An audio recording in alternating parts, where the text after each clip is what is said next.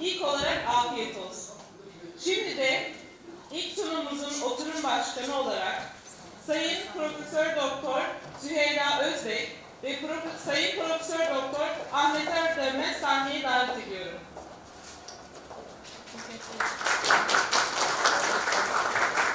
Dear guests, I hope you enjoy your meal, and we are inviting Süheyla Özbey and Dr. Ahmet Erdönmez.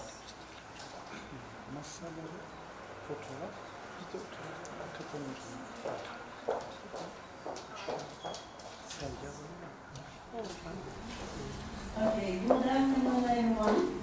Dear guests, it is my great pleasure to introduce Professor Santiago Garcia Granda as the first speaker in our meeting. As you know, he is a distinguished figure in the field of crystallography and currently serving as the president of the IOCR. He is also former president of the European Crystallographic Association, ECA. We are honored to have Professor Garcia Granda join us today. He will be enlightening us with his expertise in design of processes of polymeric carbon nitride or photoelectromagnetic applications. Please join me in welcoming Professor Santiago Garcia Granda.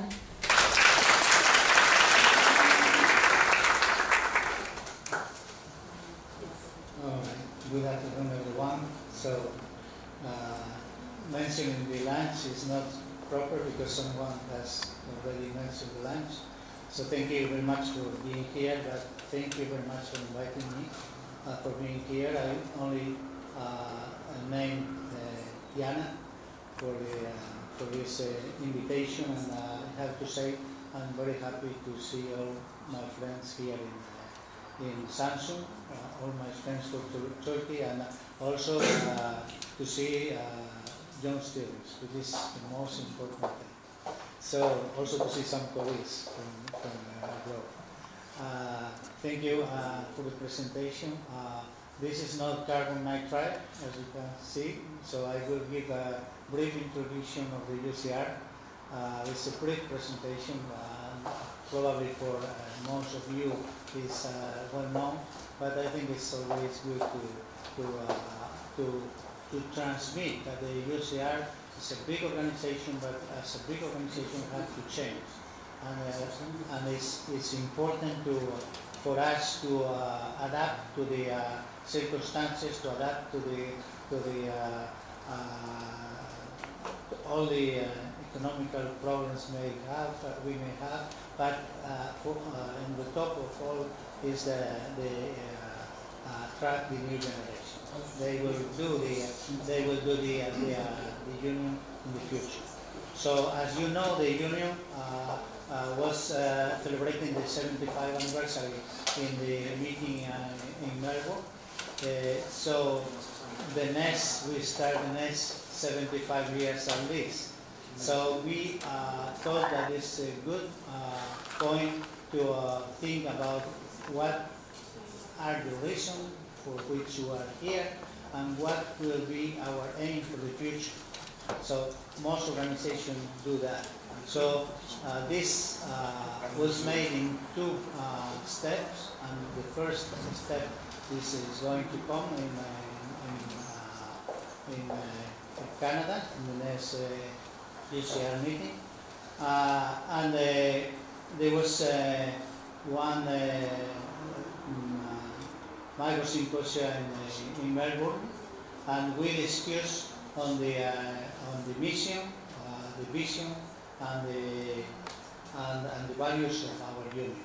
And after that, we carry out one survey, and we got some some results. I don't know if everyone agrees to that, but this is the result of what the people think about what should be the union in the future. So you see what will be our purpose and what should be our vision, and also some values that we think that our union should have. So this system is really receiving information from the community as much as possible to get a good definition of our union. So we also have been working on changing our branding. The branding will be reflected in all our documents, in our web page, and they will be in our. We are also making one effort to be in the media. So Chester has one person dedicated to the media, and I hope you have seen some change in the presence of the media of the union. This is our logo. We have not received much complaints so far, only less than 5.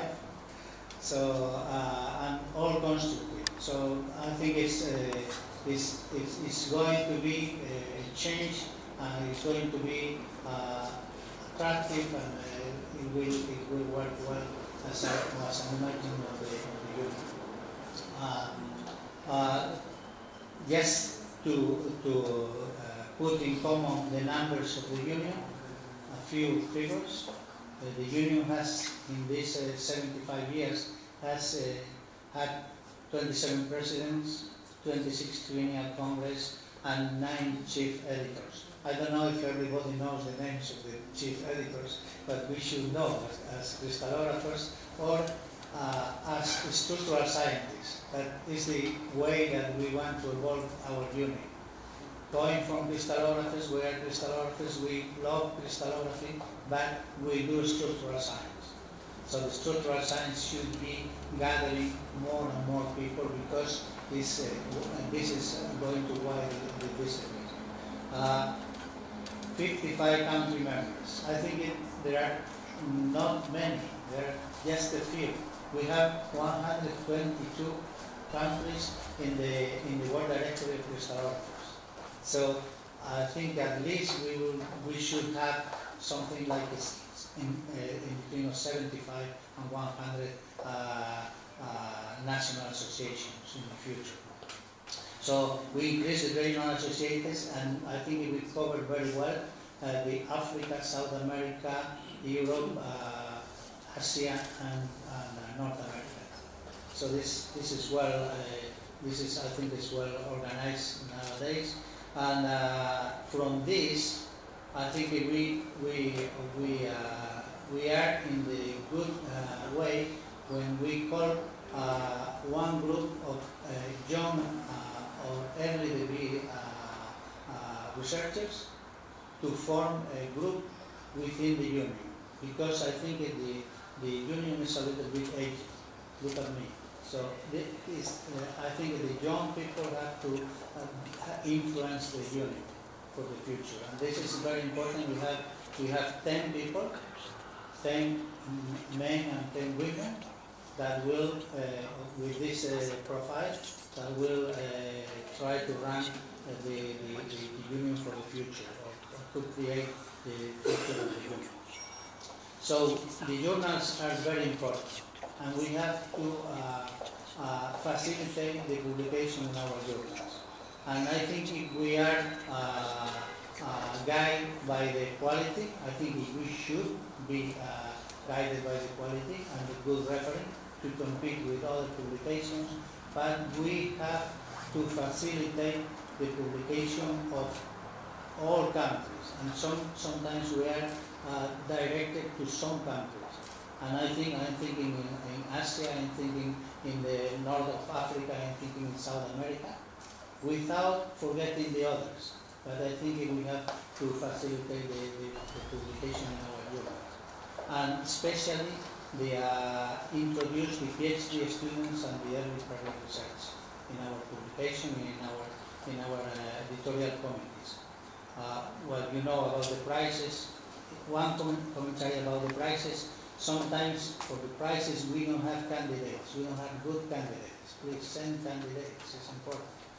And the commissions are very important, and we are meeting the commissions now at least 2 times a year, in Congress year and non-Congress year, because the commissions are the science of the union. They are connected with the science of the union, So this is very important for the publication for everything. This is concerning meetings and meetings we have made in the past, and these pictures are for Tuesday, for 2009. Very nice remembers for me, for the 25th anniversary of the ECMs, and I was elected president there. I never forget that. I never forget when the Turkish people took me after the voting and say, okay, we are waiting for you. We're more than 10, we're 11 or 12 o'clock in the night. Said we have one place for dinner with you. So it was amazing, really. This is the last one.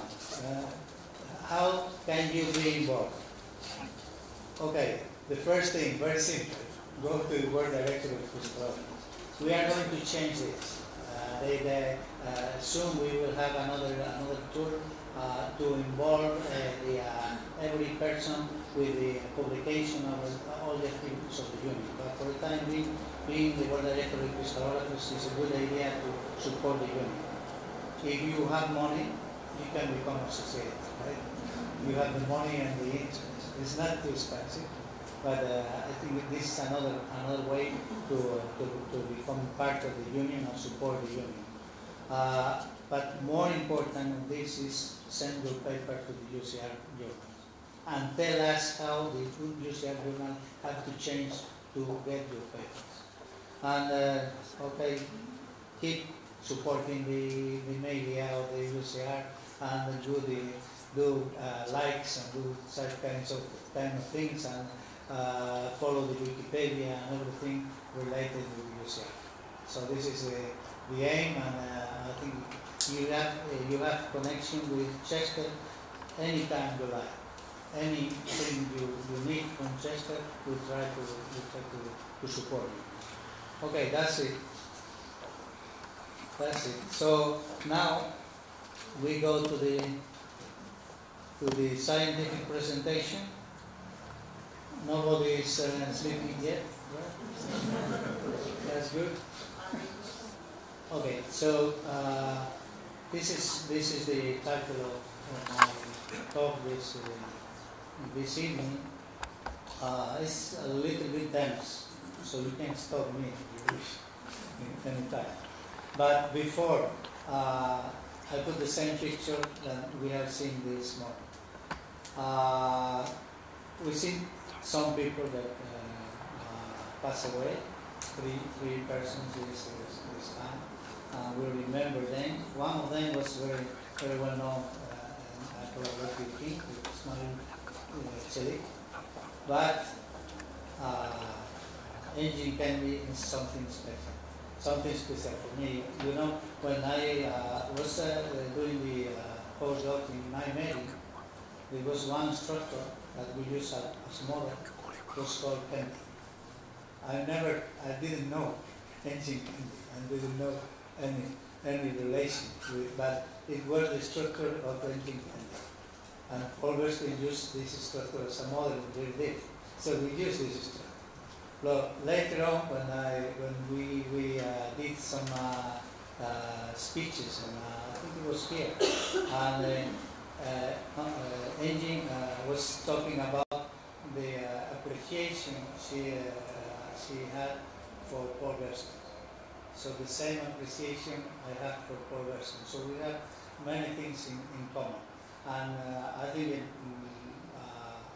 I love Engin Kendi. So let's talk about the carbon nitride. This is one work that we are developing with mainly for this guy, Igor Christoph, covered by and financed by our project is in the National Founding of Spain. And this is a collaboration between the University of Ulm in Germany and the University of Oviedo.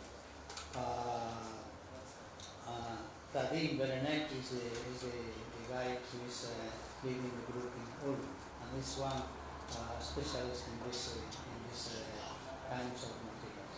So what I'm going to talk to you is in one all material that we are improving to make the photocatalysis available. And this material has very nice properties. You will see around the presentation.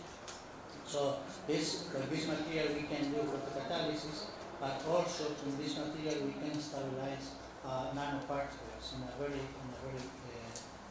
efficient way. And also we can reduce hydrogen peroxide in a very efficient way. And this gives us also the opportunity to try to understand the mechanism for which the electrons are kept in one material and are producing some reaction. So I think that everyone knows what is the aim of the photocatalysis. The aim of the photocatalysis is just to find one material that using the light, the visible light or the ultraviolet light, the sun light, we can then reduce the oxidation of one material and electrons that can be used to the production of other material, or in one simple device of photocatalysis, or maybe combined in one electrochemical device, and then we have the opportunity to put some potential.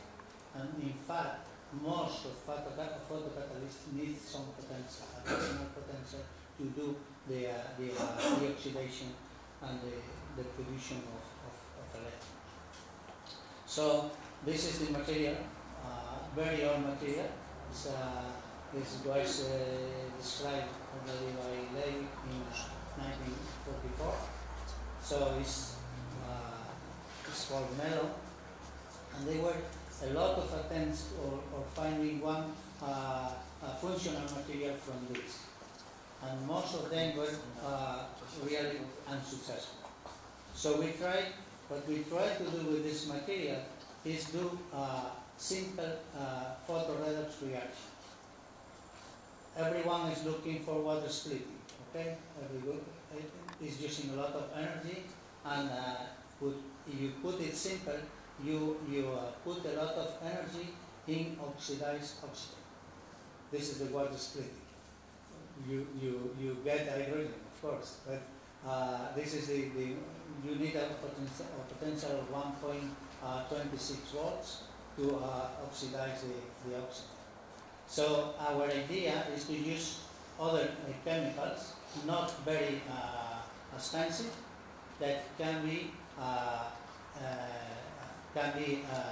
oxidized by photocatalysis, by sun, and then produce hydrogen or produce hydrogen peroxide. So this is the hydrogen peroxide will be more expensive than the alcohol we use for the production of the electrons. Right? So this is the idea. Right? Very simple. We could use some metallic or some oxide or some sulfide material. They are used, but we try to use this material.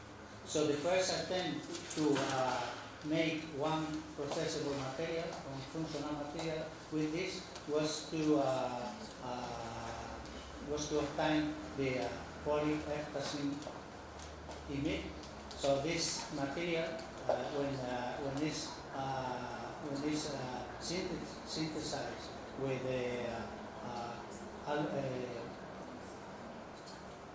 potassium chloride and lithium chloride, in this process you get one material which is very similar to the material you get from the carbon nitride, the original one. So the problem is you get one not soluble material, very you get powders, and the surface is very small, between 2 and 50 square meters per gram. Okay, so this is not good for making one electron, for instance. Okay, so what we did, the group did was to change the process. Change this. So this the synthesis of this pool PCM is to heat the melanin at 530 degrees centigrade, and then you get this heterogeneous catalyst in powder form, and then what we did is to change the procedure, and then we use mild conditions, lower temperature, 330 degrees centigrade, but made the reaction in one mixture of hydroxide, potassium and sodium hydroxide. So with this, if we dialyze the material, we get one material which is soluble, so you can solve it in water, and the size of the material is very stable, and the size of the material is about 10 nanometers, and this is stable. So you have one material at about 10 nanometers, which is soluble in water, and you can perform the quasi-homogeneous photocatalysis. Okay, so the characterization of this material by X-rays and infrared is quite simple. So this material has one layered structure with a distance between the layers of about 0.3 nanometer, 3 angstroms, and the disposition in the plane is about the order is about 8 angstroms distance. Okay? So this is, and this material has most of the infrared signals of the carbon nitride. Okay, in this here, you can see that. In this, I don't know if you see it. In the 50-100 about, but they have characteristics of the hydroxyl groups formed by the catalyst, and some other signals of the CN groups, CN2 or 3, double bond, triple bond. The magnetic solid-state magnetic resonance also give us information, and mainly what it's telling us is that the NH2 groups are almost disappearing. You can see it there in the nitrogen cross-correlation mass magic angle spin, and this new system has increased the number of groups NH, a part of the OH and all the malurate and cyan-malurate groups. Okay, so this is how the system is characterized. How it works? It works very well. You can see always the comparison of this material, the KNA5, with the soluble one and the one we have synthesized in this way, and the bulk PCR. You see this reduction, this oxidation of the oxymethylbentyl, the 4-methyl oxo bentyl alcohol. You can get the aldehyde, and if you put oxygen in the media, you get oxygen hydrogen peroxide in one operation, and as we see later, without any additional potential. Okay. So this can be done with other alcohols. You see there with ethanol, with glycerol, with glucose. Even you can do this oxidation, right, and produce hydrogen peroxide.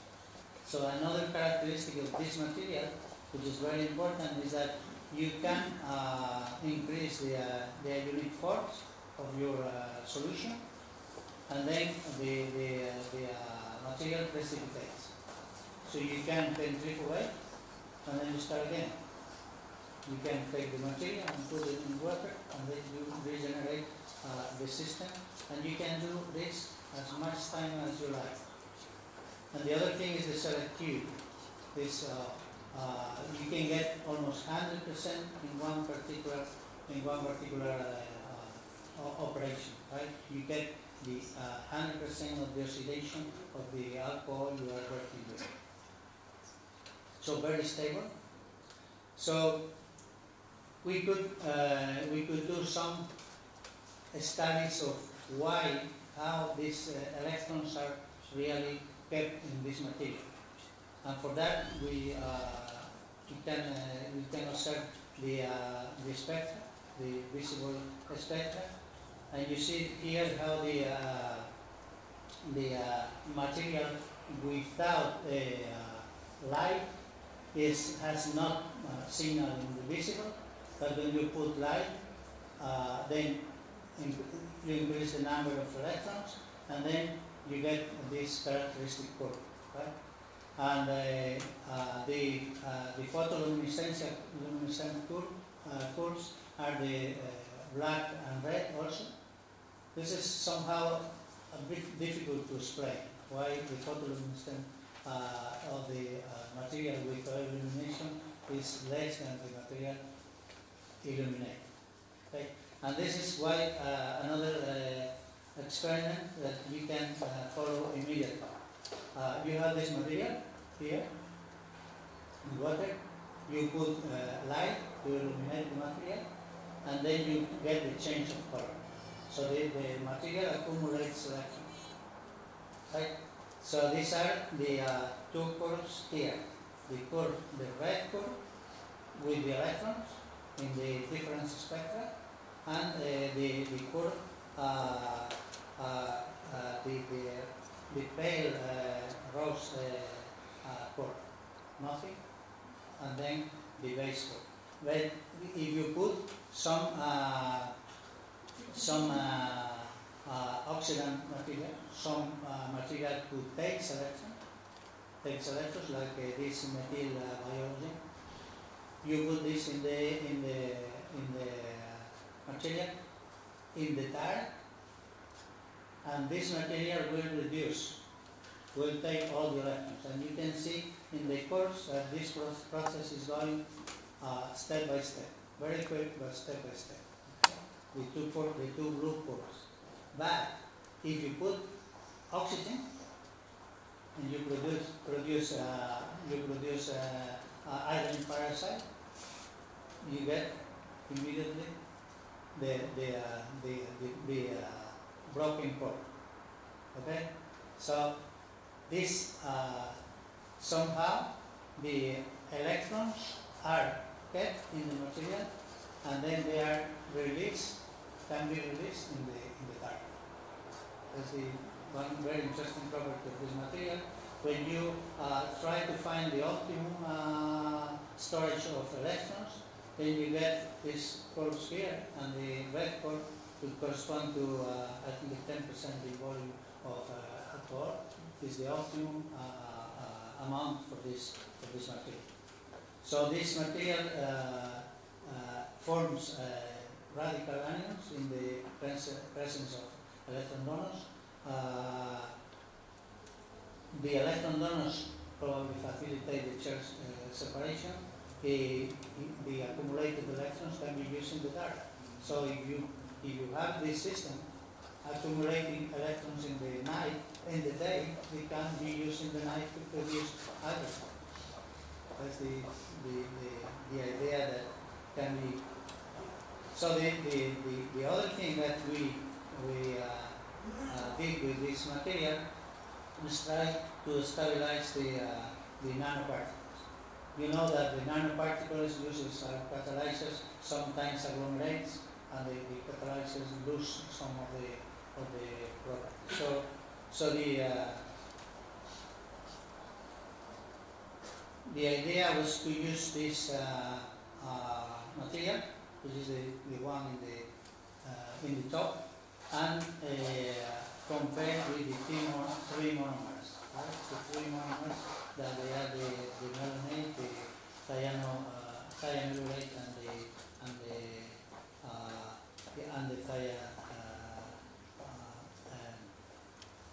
the thiamurate. So I'm not going to the details of all of these, but these are the amounts that we use of the three main components on this system, and we got series of materials with different compositions. The compositions are made in this way, in this simple way. So we use as a source of gold, we use this trichlorate, right? And we use this tetra sodium borate, right? Tetrahydride sodium borate, and then we mix different amounts. If we want to get the size of typical size of the gold nanoparticles, so we use 10 times the amount of the reductor of the source of gold. Okay, and then we change the amount of the 5 or monomer substance that we use. Okay, so with this we can control the size of the particle. You see here the size of the gold particles with no addition, the new gold particles, and with the addition of this material. And you see that we can get really small amounts of small size of the nanoparticles. You see the distribution there in comparison with the new gold nanoparticles. And these are the size we get with this mixing this material with the gold nanoparticles. And also you can see the electron microscope, transmission electron microscope size that you can observe. And the last one is you can see it very well in the microscope, because you have agglomeration, you cannot see anything there, right? But they are correlating well, and these nanoparticles in this with this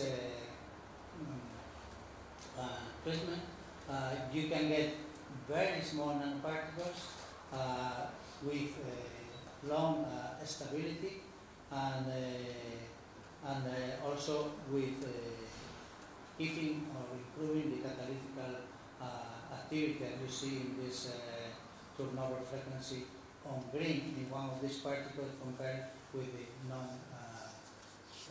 particles without any addition. This is one example of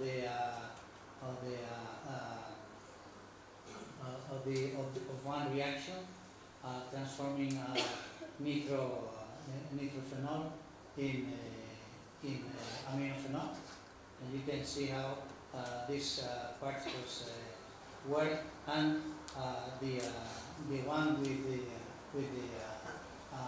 NA5, the compound that we are talking about, is always has better performance than the rest.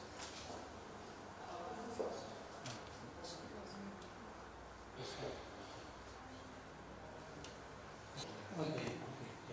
Yes, because I tend to separate the microphone. And then, okay, so this is just in a glance what you can do with this particle. So the third thing I want to show you of the performance of this material is how it works with the obtention of hydrogen peroxide. Okay? So this, as you have seen at the beginning, this material is able to produce under a light of 365 more or less. Why is this?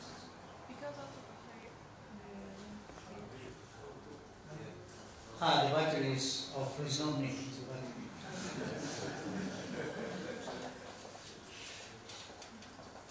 Okay, I can follow more or less, right? Because you more or less here. So the idea of I can help you. okay.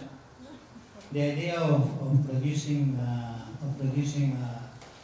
hydrogen peroxide with this material faced with the problem that if you are producing hydrogen peroxide in the liquid and in the same phase, you get the evolution of the hydrogen peroxide by other unwanted reactions, and some of them are there. So the idea is just to make one biphase system. So put your material and the donor of electrons in one phase, and then you release the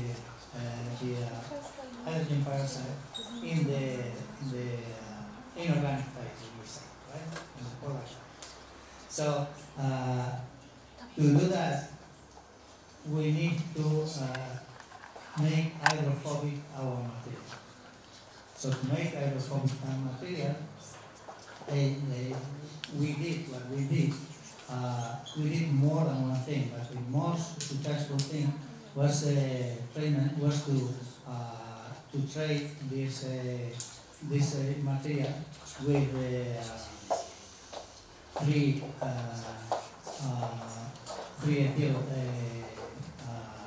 orthosilicate. This is one, right? And the second one is to cover it by one very hydrophobic material.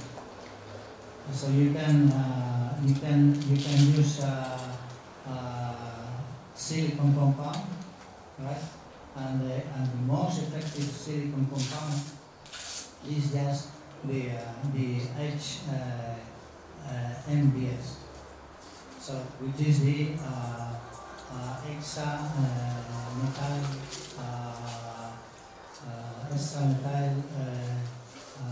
di of silicalene. Okay, I think this is the name. Okay, O3SICH3. Okay, so with this, we create this new material, this hydrophobic material. This is the same layer material, very similar. But when you introduce this silicon inside, the layers tend to expand. But in the last one, in the most effective case, the layers are almost similar than the space we have in the original 5 material and K5 material. Still, we have some distribution in the layers, the same, approximately the same distance. And the infrared is very similar to the infrared of the 5 and K5. Okay. So let's check the material, right? Let's check the material and produce hydrogen peroxide. But what happens if you use one test like benzyl alcohol? So if you use benzyl alcohol, you get always very good conversion, even if you don't have catalyzer. You remove the catalyzer and you have this. Why?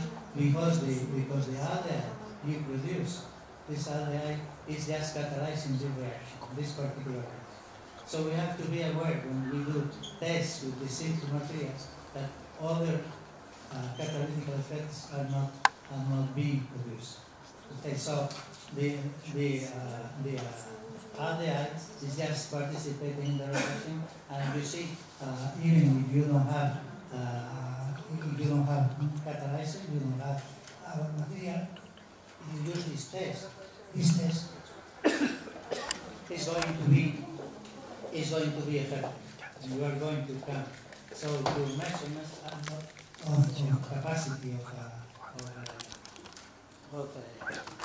catalysis is not well measured, at least.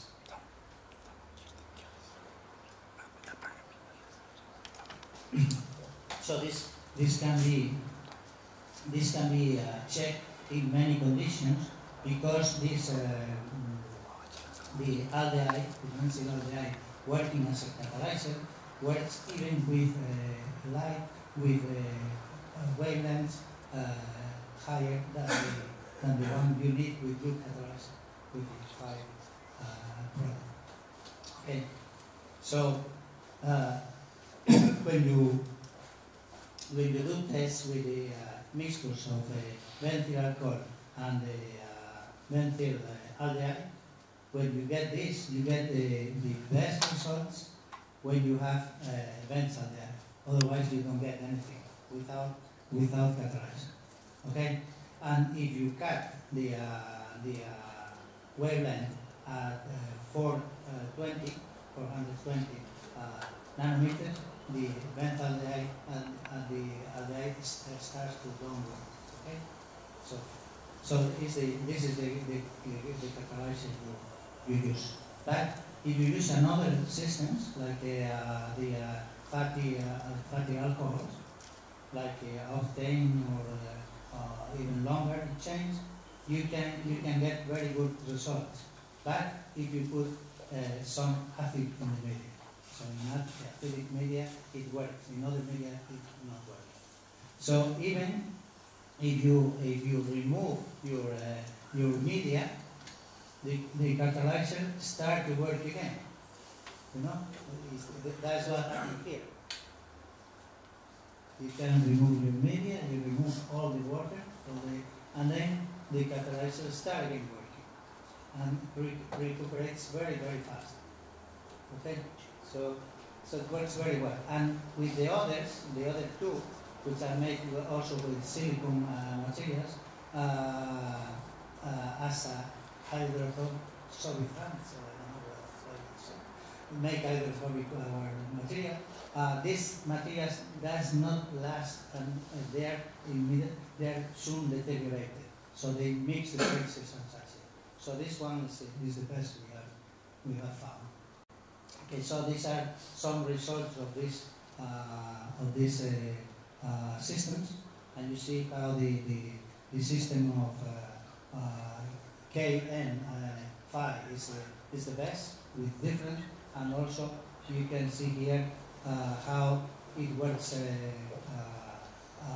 in 1 hour and also after 24 hours, how they last producing hydrogen virus. Okay, so the last thing I want to tell you is a little bit in what is the aim of all this work. And the aim of this work is to make one anode be able to do the photocatalysis in industrial level or do serial electrocatalysis. Okay, so you have many ways to prepare one electrode. There you have three ways there, and we decided to do it by the Solhal method.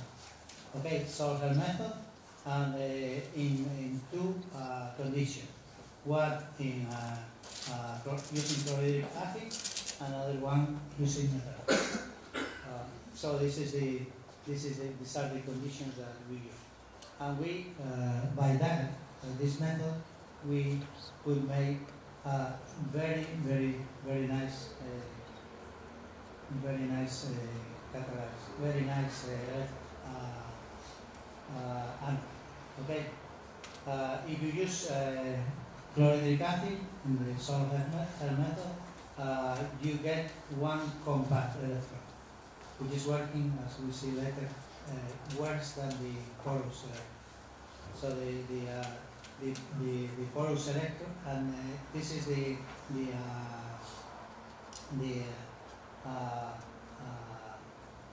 thickness of this electron, 500 nanometers or 400 nanometers.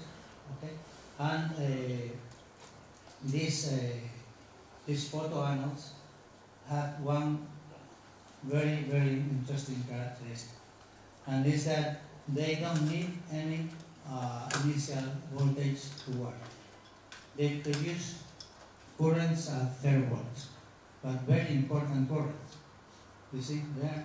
You see when you put the electron donor, the electron producer, like the methanol, and you see the red curves that they are producing even at negative potential.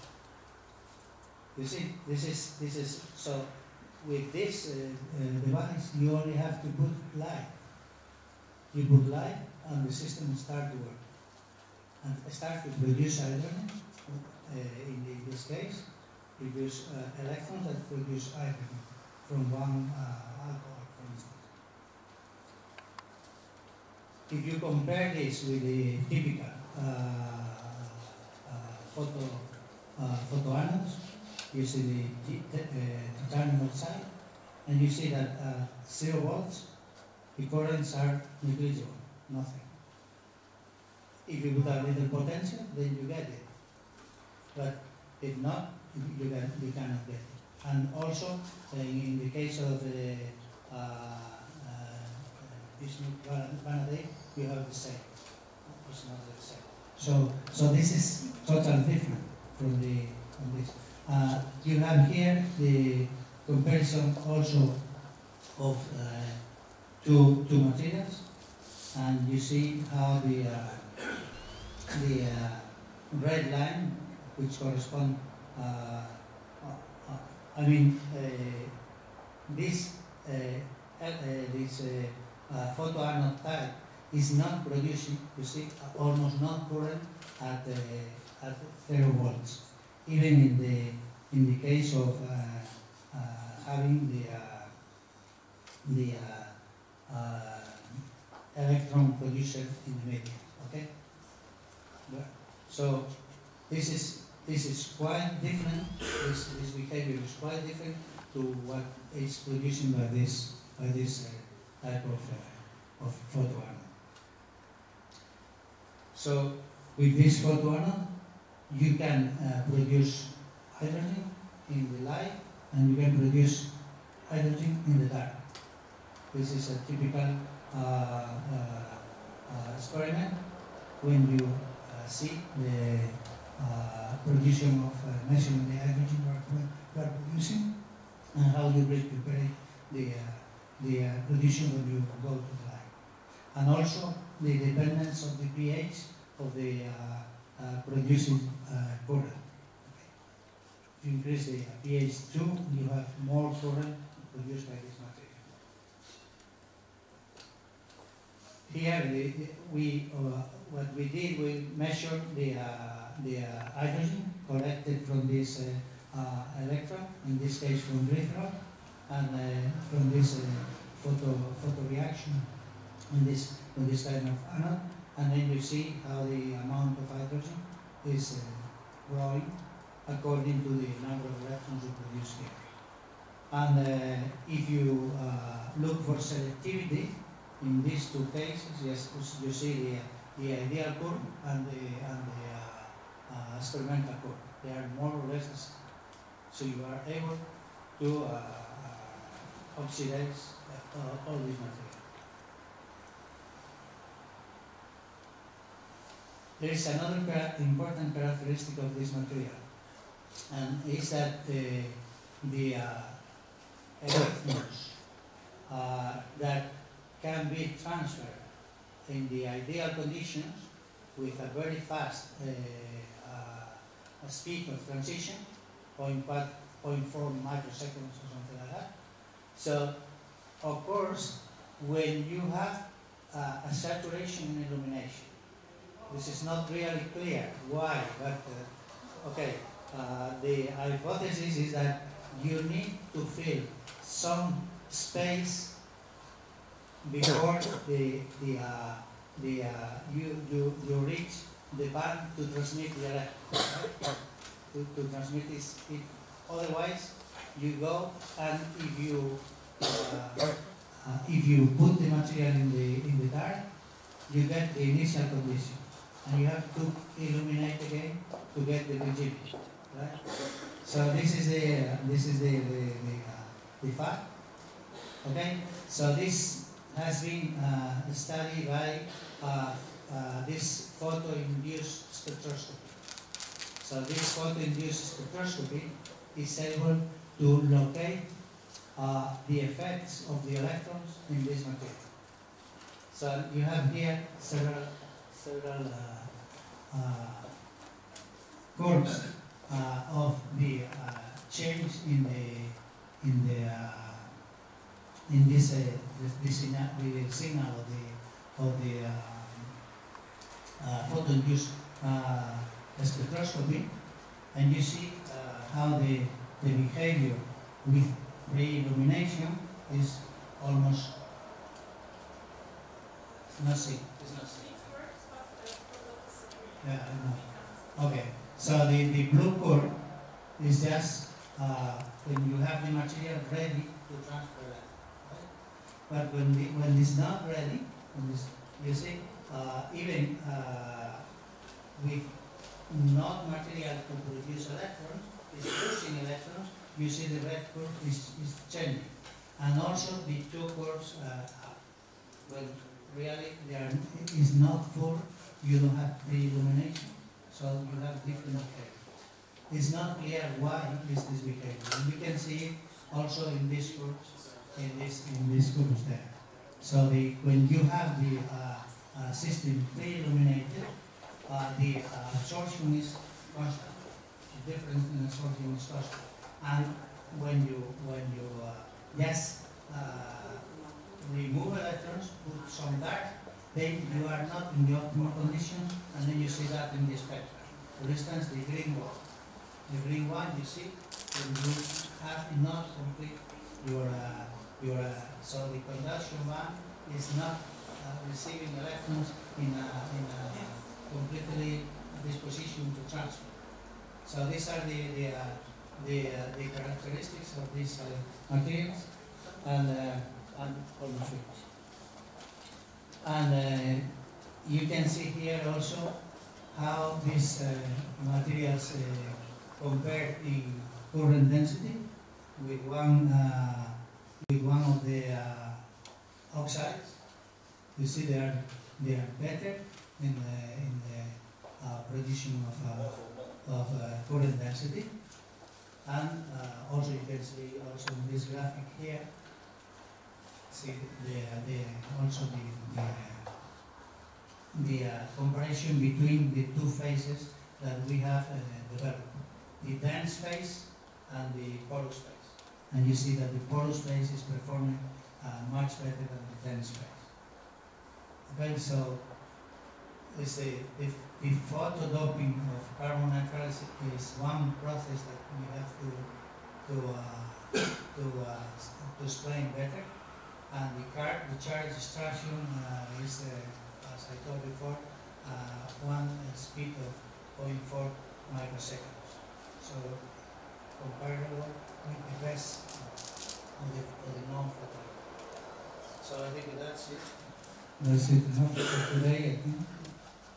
And I think I skipped the conclusions because I told everything I want to talk. And also to give thanks to part of Igor, all these guys that put a lot of effort at this in spectroscopy and in NMR, solid state NMR, and also to Rabin, who is the boss of healthcare. Okay, that's it.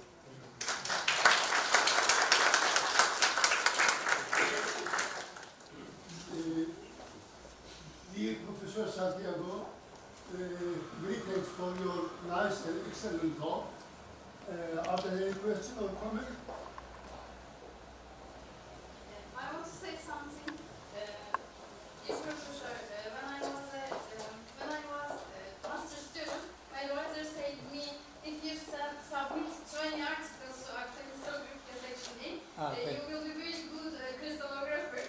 And then I submit around 20 articles to Akta A, and the reference was very helpful.